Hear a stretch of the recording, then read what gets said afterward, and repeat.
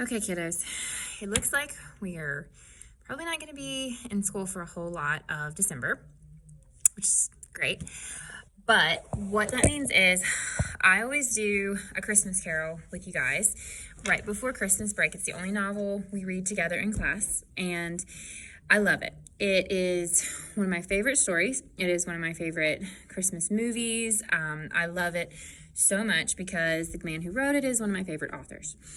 So usually in school, I always have a couple days where I just talk about Charles Dickens and how fantastic he is and what life was like in England during the time and how Charles Dickens really cared about making things better, and he used his books to do that. So here is the book cover of A Christmas Carol, but this has been done so many times because it is such a popular story. And for a story like A Christmas Carol to have been redone so many times and have so many different versions really lets you know that it must be good, because it wouldn't have been so popular this long if it really wasn't a very good, very powerful story. You've probably seen, like, there's a Mickey Mouse version of A Christmas Carol. I think somebody said there's a My Little Pony version of A Christmas Carol. This movie gets redone and remade probably every 5 years. Last year there was a new, like, made-for-TV series that I saw on FX. So this story gets redone so many times because it is so good and so great at getting people in the Christmas spirit and getting people to really understand what the meaning of Christmas should be. So here is the version that we just had in our library. I just ran and grabbed it. But the problem is I started looking through this and I thought that, like, this was written in, let me look at the copyright page here, 18, let me look, 18,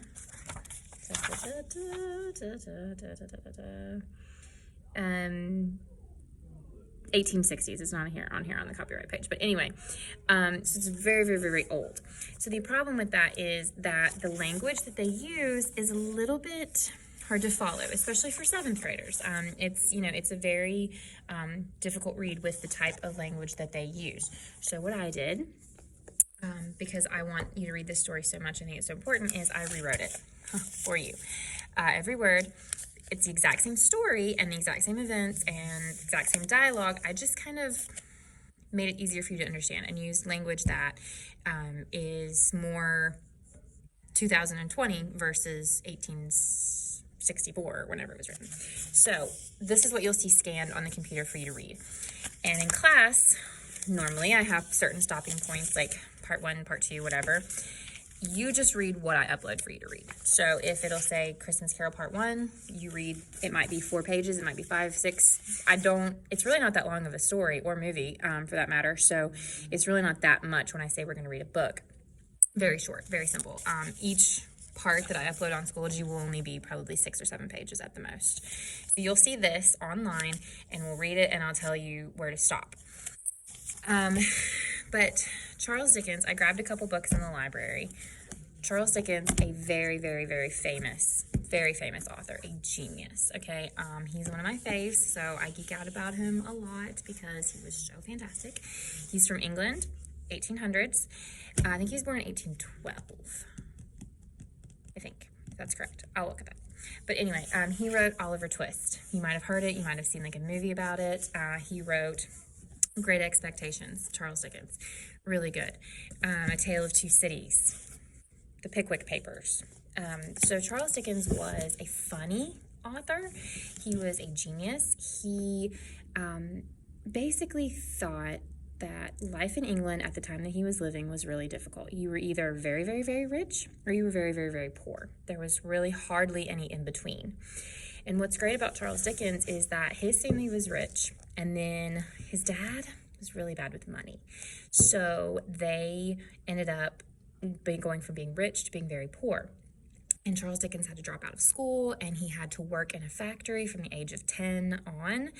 And so once he started making money as a very famous author, he was kind of like a celebrity in his day. He was kind of like a movie star nowadays, but they didn't have movies back then. So he writing his books, he was very, very famous. So he went from being rich to losing his money as a child to being, rich again with the success of his novels.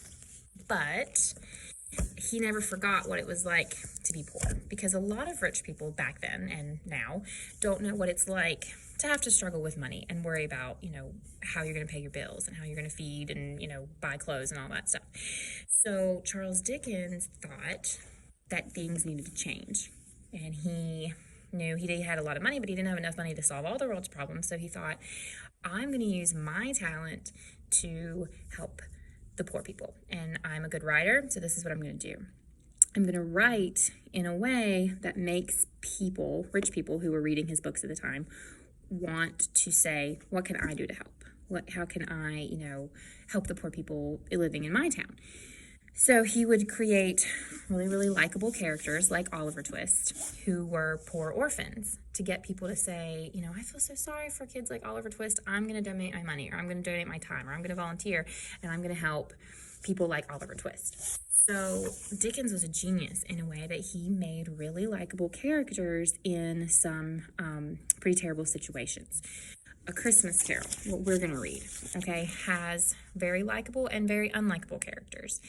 And Scrooge is one of those rich people that doesn't care about poor people until he is made to learn about what it's like for these poor people on a day-to-day basis, so that he actually, hopefully, by the end of the story, will want to change and become a better person.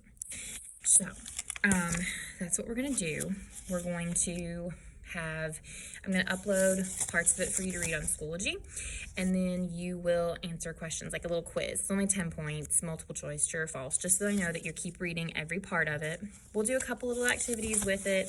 I actually have asked Mr. Davis to read a part of it out loud with me on video, and he'll be reading the part of Scrooge, and I'll be reading the part of Fred. So I think you'll have fun with that. But I just wanted to give you guys a little introduction about what we're starting, since it's so new.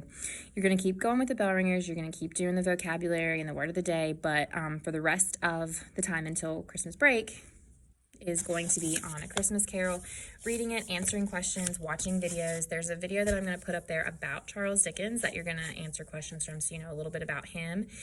And if you have Disney Plus, there's 2 versions of A Christmas Carol on Disney Plus. There's the Muppet version, which I love because it has music in it, and there's the Disney version where Jim Carrey does the voice of Scrooge, and that's really good too. It's animated, and you feel free to watch that before, watch that after, watch it during, because that's the story that we're going to be reading for the whole month of December to kind of get us in the Christmas mood. So I just wanted to make a video to introduce that to you guys and tell you what's going on. And I'll make more. Like I said, Mr. Davis and I are going to do one tomorrow, I think, about Scrooge and Fred. So it should be fun.